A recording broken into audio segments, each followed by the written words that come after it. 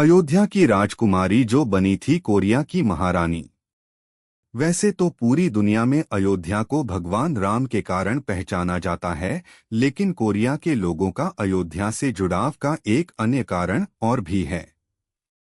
Korea के पौराणिक दस्तावेजों के अनुसार अयोध्या की एक राजकुमारी कोरिया की महारानी बनी थी।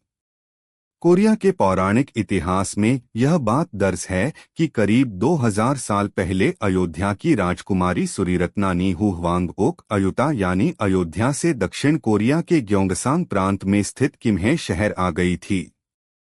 मंदारिन भाषा में लिखे कोरिया के पौराणिक दस्तावेज सामगुक युसा में उल्लिखित कथा के अनुसार अयोध्या की राजकुमारी के पिता के स्वप्न में स्वयं ईश्वर प्रकट हुए और उन्होंने राजकुमारी के पिता से कहा कि वह अपने बेटे और राजकुमारी को विवाह के लिए किम्हे शहर भेजें, जहां सुरीरत्ना का विवाह राजा सुरो के साथ संपन्न होगा। 16 वर्ष की उम्र में राजकुमारी सुरीरत्ना का विवाह किम्हे राजवंश के राजकुमार सुरो के साथ संपन्न हुआ।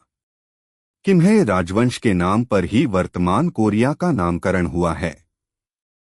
कोरिया के लोगों का मानना है कि सुरीरत्ना और राजा सुरो के वंशजों ने ही 7वीं शताब्दी में कोरिया के विभिन्न राजघरानों की स्थापना की थी।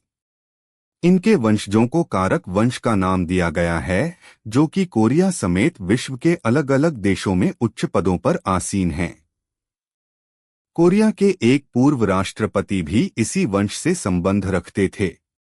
यूं तो कोरिया के इतिहास में अनेक महारानियों का नाम दर्ज हैं, लेकिन सभी में से सुरीरत्ना को ही सबसे अधिक आदरणीय और पवित्र माना गया, जिसका कारण ये था कि उनकी जड़ें भगवान राम की नगरी अयोध्या से जुड़ी हुई थीं।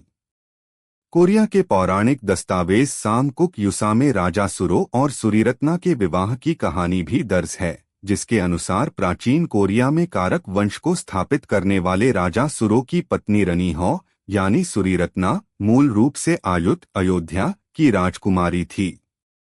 सुरो से विवाह करने के लिए उनके पिता ने उन्हें समुद्र के रास्ते से दक्षिण कोरिया स्थित कारक राज्य भेजा था। आज की तारीख में कोरिया में कारक गोत्र के तकरीबन 60 लाख लोग स्वयं को राजा सुरो और अयोध्या की राजकुमारी का वंशज बताते हैं। सुरो और सुरीरत्ना की दास्तां पर यकीन करने वाले लोगों की आबादी दक्षिण कोरिया की कुल आबादी का 10वां भाग है।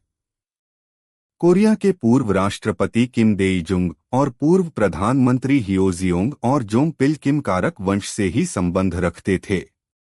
कारक वंश के लोगों ने उस पत्थर को भी सहेज कर रखा है, जिसके विषय में यह कहा जाता है कि अयोध्या की राजकुमारी सुरीरत्ना अपनी समुद्र यात्रा के दौरान नाव का संतुलन बनाए रखने के लिए उसे रखकर लाई थी। किम्हे शहर में राजकुमारी हॉ की प्रतिमा भी है। कोरिया में रहने वाले कारक वंश के लोगों का एक समूह हर साल फरवरी-मार्च के दौरान राजकुमारी सुरीरत्ना की मातृभूमि पर उन्हें श्रद्धांजलि अर्पित करने अयोध्या आता है।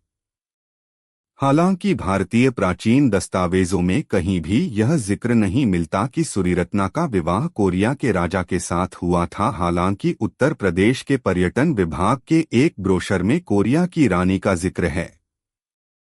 भारतीय दस्तावेजों में भी इस बात का भी कोई प्रमाण नहीं है कि राजकुमारी सुरीरत्ना का संबंध भगवान राम के वंश से था। संबंधित कथाओं के अनुसार सुरीरत्ना या हॉ का निधन 57 वर्ष की उम्र में हुआ था।